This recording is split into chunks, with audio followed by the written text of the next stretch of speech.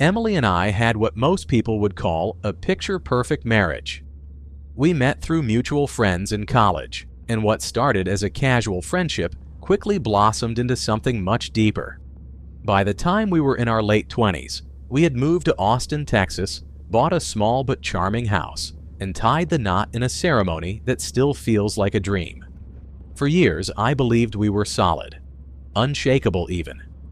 Emily had always been my biggest supporter, and I tried to be the same for her. She worked as a senior marketing manager at a mid-sized firm, a job that demanded occasional travel, but also gave her the flexibility to pursue creative projects she loved. I was an engineer with a steady 9-to-5 routine that provided stability. We complemented each other perfectly, or at least that's what I thought. In retrospect, the signs were there long before I realized something was wrong.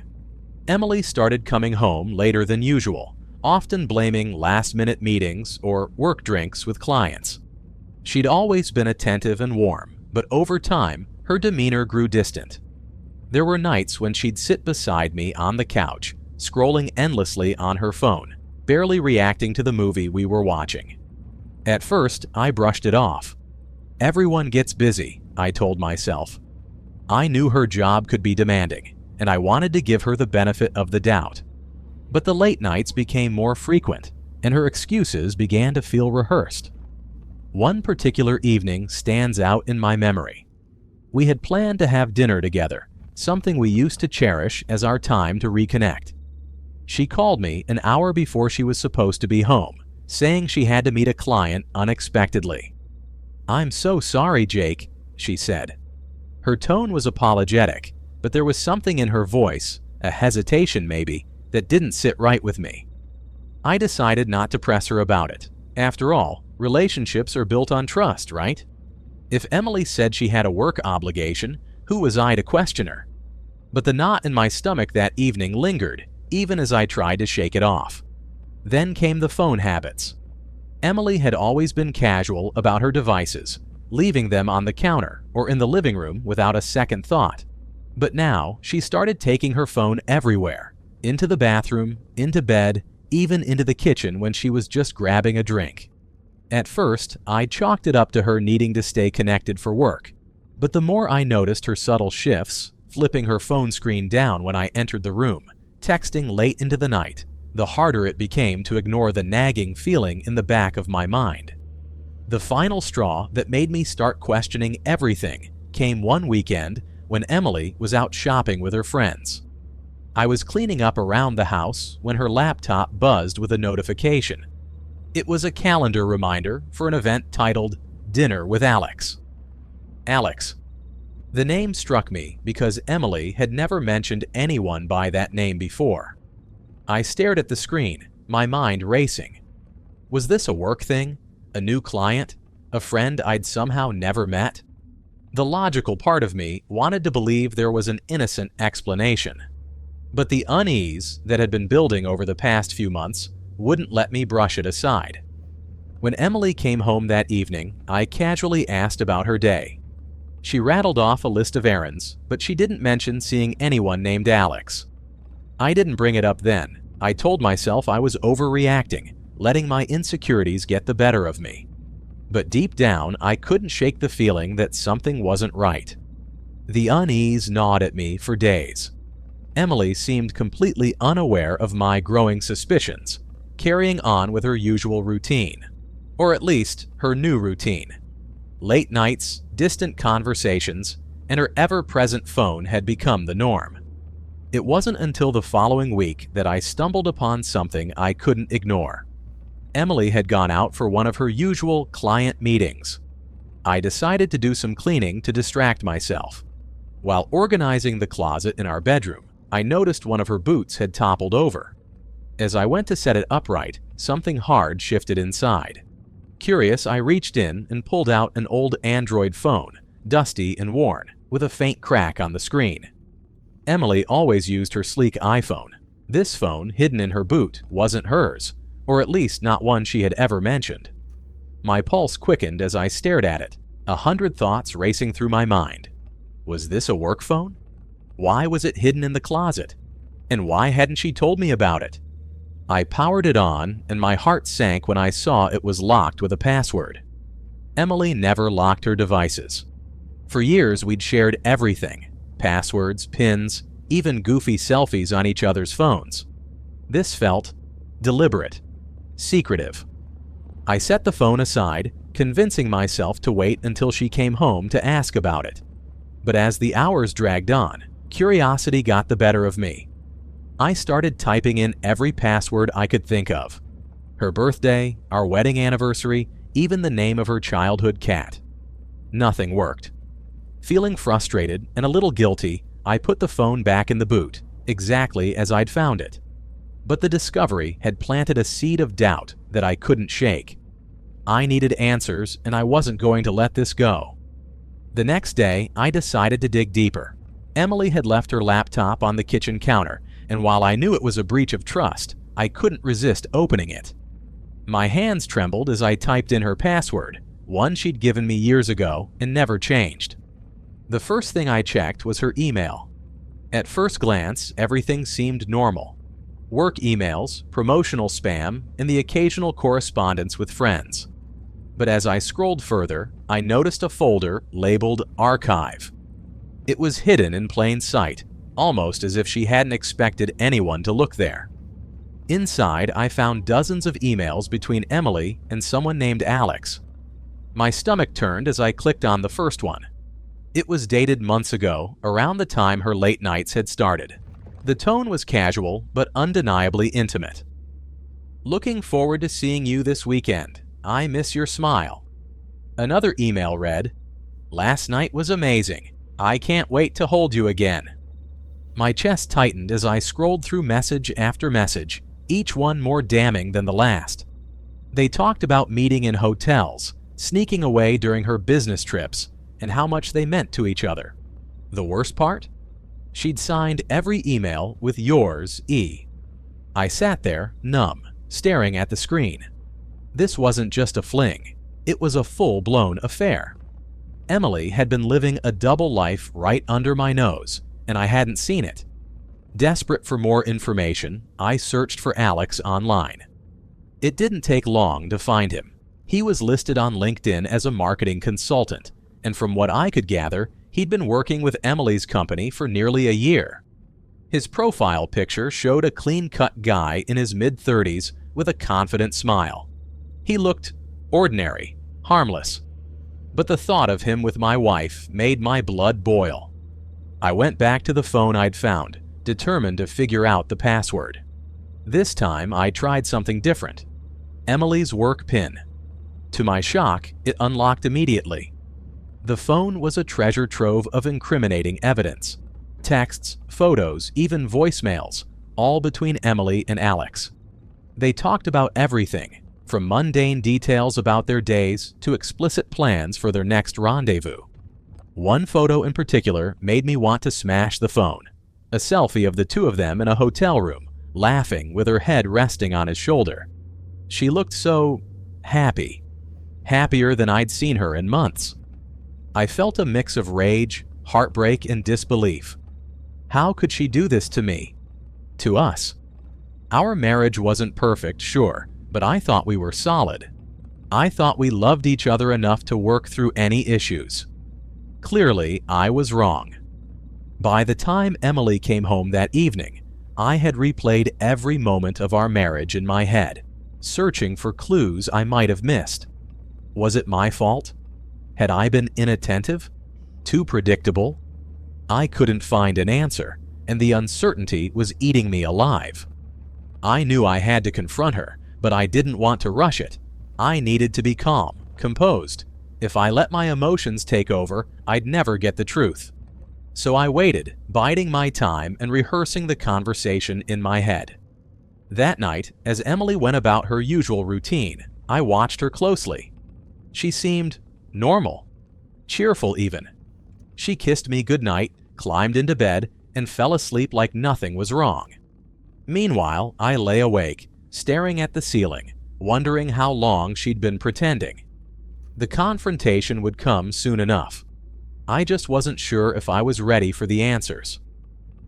The next day felt like it stretched on forever. I could barely focus at work, my mind looping through the messages I had read and the photos I had seen. By the time I got home, I was teetering between heartbreak and white-hot anger. Emily wasn't home yet, and the silence of the house only made the weight in my chest heavier. When she walked through the door later that evening, she greeted me with her usual smile. "Hey babe, how was your day?" she asked, kicking off her heels and heading to the kitchen to pour herself a glass of water. I watched her, trying to reconcile this version of her, the warm, cheerful Emily, with the person I discovered over the past few days. It felt surreal, like I was looking at a stranger wearing my wife's face. "Emily," I said, my voice sharper than I intended. "We need to talk."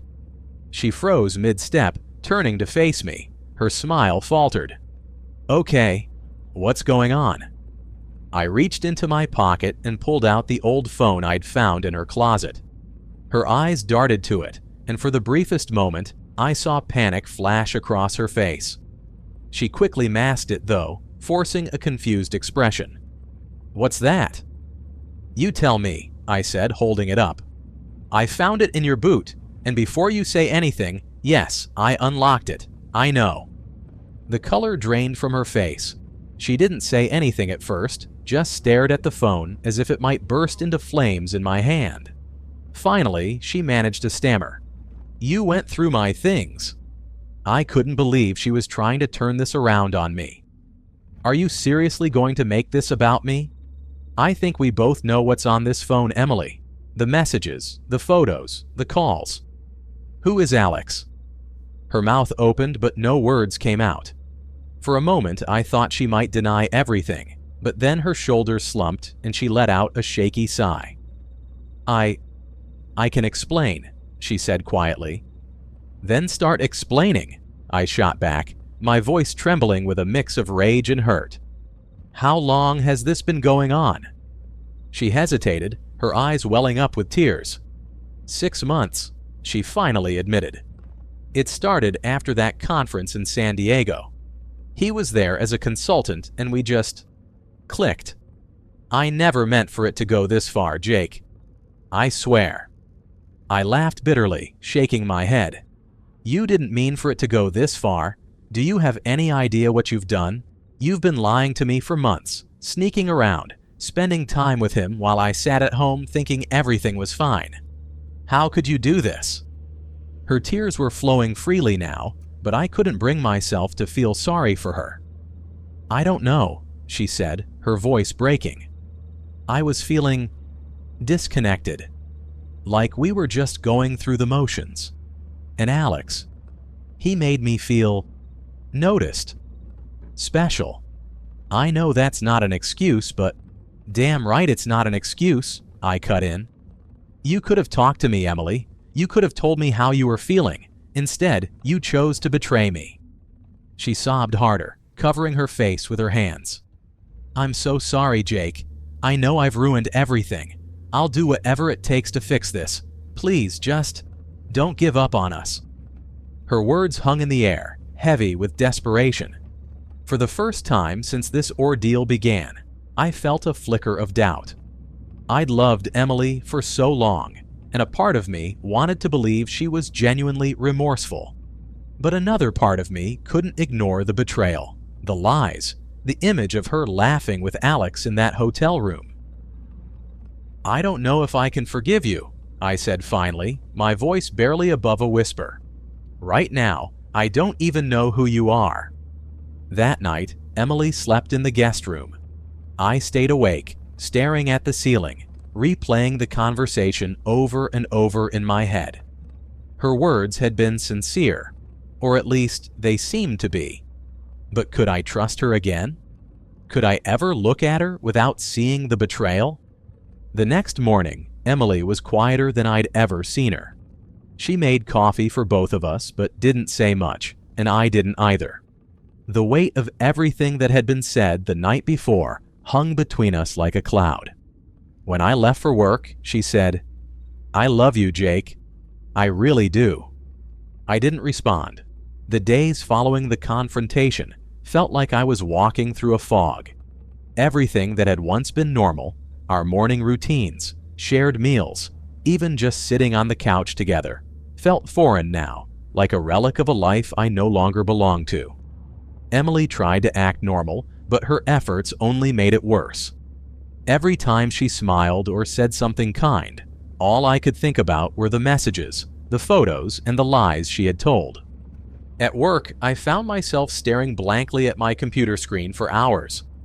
My colleagues noticed something was off and asked if I was okay, but I brushed them off with vague excuses about stress and sleep deprivation. How could I explain that the woman I had built my life with had been living a double life? Nights were the hardest. I couldn't bring myself to sleep in the same bed as Emily, so I spent most of my time on the couch, staring at the ceiling or scrolling mindlessly on my phone. Sleep, when it came, was restless and riddled with nightmares. Visions of Emily and Alex laughing together, their hands intertwined, their faces lit with the kind of happiness I hadn't seen in her eyes for months. At first, my emotions were dominated by anger. I couldn't understand how Emily could do this to me, to us. We had made vows to each other, promises that I thought we both intended to keep. The betrayal felt like a knife in my chest, twisting every time I replayed her excuses and apologies in my mind. But as the days turned into weeks, anger gave way to something more insidious: self-blame. I began to wonder if I was the problem. Had I been too complacent, too focused on work? Had I failed to notice Emily's unhappiness, leaving her vulnerable to someone like Alex? I started questioning everything about our relationship, scrutinizing every interaction and every decision I'd ever made. Had there been signs I missed? Moments where I should have stepped up and been a better husband? The more I thought about it, the more I felt like I was spiraling into a pit of doubt and regret. Eventually, I realized I couldn't navigate this storm alone. I confided in my best friend Matt, who had been my college roommate and one of the few people I trusted completely. I called him one evening, my voice trembling as I told him everything. "Man, that's rough," he said after a long pause. "But listen, Jake, you can't carry all of this on your own. You need to talk to someone, maybe a therapist, someone who can help you sort through all of this." At first, I resisted the idea. Therapy felt like admitting defeat, like I was broken and needed fixing. But the more I thought about it, the more I realized Matt was right. I needed a space to unpack everything I was feeling, to make sense of the chaos swirling in my head. I booked my first session the following week. Sitting in that small, quiet room, I finally let out everything I'd been holding in. The anger, the sadness, the confusion, and the overwhelming sense of betrayal. My therapist, a kind woman named Dr. Palmer, listened patiently, offering insights that began to help me untangle my emotions. "It's natural to question yourself in situations like this," she said during one session. "But remember, her actions are not a reflection of your worth. They're a reflection of her choices." Those words stuck with me. For the first time, I began to see that Emily's affair wasn't about me. It was about her. Her insecurities, her unhappiness, and her decisions. That realization didn't erase the pain, but it gave me a sense of clarity I hadn't felt in weeks. Meanwhile, Emily was doing everything she could to win back my trust. She wrote me long letters apologizing for what she had done, explaining how lost she had felt and how much she regretted hurting me. She offered to go to therapy, both individually and as a couple. She even cut all ties with Alex, showing me an email she had sent him to end things for good. "I'll do whatever it takes, Jake," she told me one night, her voice trembling with emotion. "I know I don't deserve your forgiveness, but I want to fight for us. I want to fix this." Part of me wanted to believe her. After all, I had loved this woman for years. We had built a life together, shared dreams and memories that I wasn't ready to let go of. But another part of me, the part that had been shattered by her betrayal, wasn't sure if I could ever trust her again. One night, after another sleepless evening on the couch, I found myself scrolling through old photos on my phone. There were pictures of our wedding, vacations we had taken, holidays spent with family. In every photo, we looked so happy, so in love. But now, those moments felt tainted, like they belonged to a different couple entirely. I realized then that I couldn't keep living in this limbo. I couldn't keep pretending everything might go back to the way it was. Whether we stayed together or parted ways, I needed to make a decision, for my sanity, for my future. The day I made my decision was both the hardest and the clearest day of my life. I woke up after another restless night on the couch, staring at the morning light filtering through the blinds. For weeks, I had been caught between my love for Emily and the crushing weight of her betrayal. But I realized something as I sat there in the quiet. Staying in limbo was killing me. I couldn't heal, couldn't move forward while I was stuck in the past. That morning, I asked Emily to sit down with me at the kitchen table. She looked nervous, her hands trembling slightly as she clasped them on the table. I could see the hope in her eyes, but also the fear. She knew this conversation would determine everything.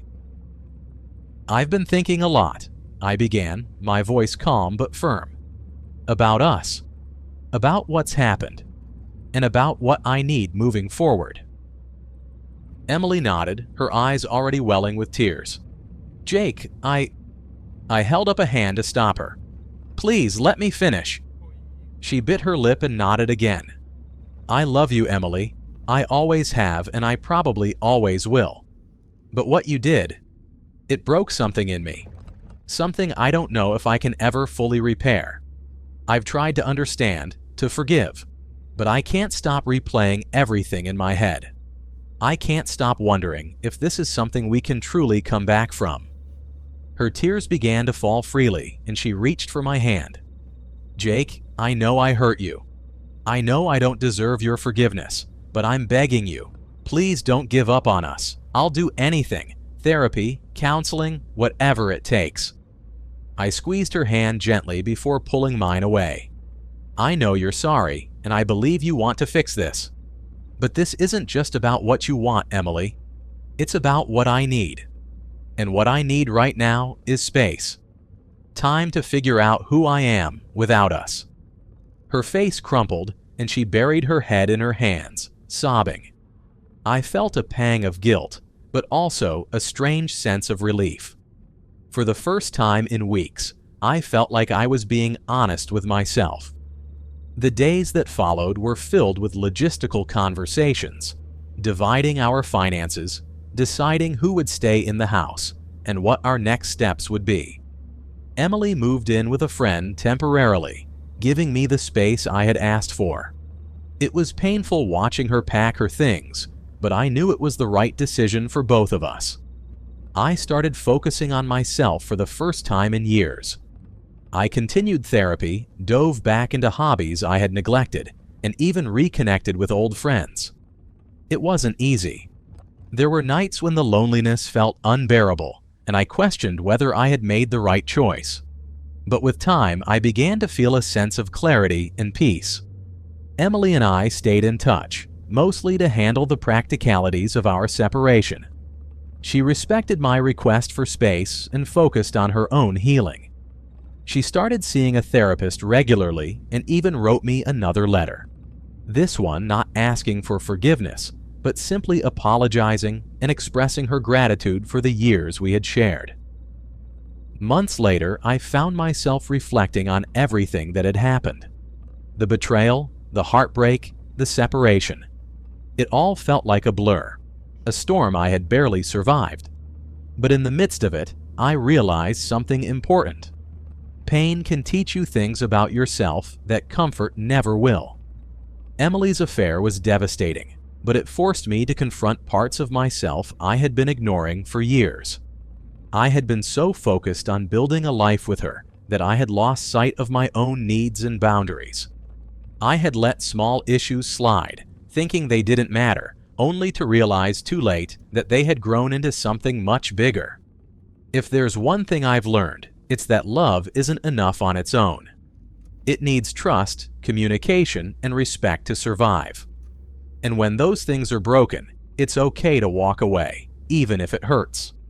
Sometimes the bravest thing you can do is let go of what's no longer serving you. To anyone listening to this and finding themselves in a similar situation, trust your instincts. If something feels wrong, don't dismiss it. And if you're the one contemplating betrayal, remember this. Cheating doesn't just hurt your partner, it tears apart the foundation of everything you've built together. If there's an issue in your relationship, confront it with honesty. Talk it through. Fight for what you have, because the pain of betrayal isn't worth the momentary escape. As for me, I'm still in the process of healing. I'm learning who I am outside of the relationship and figuring out what I truly want from life. It hasn't been easy, but for the first time in a long time, I feel a sense of peace and hope. And maybe, for now, that's all I need.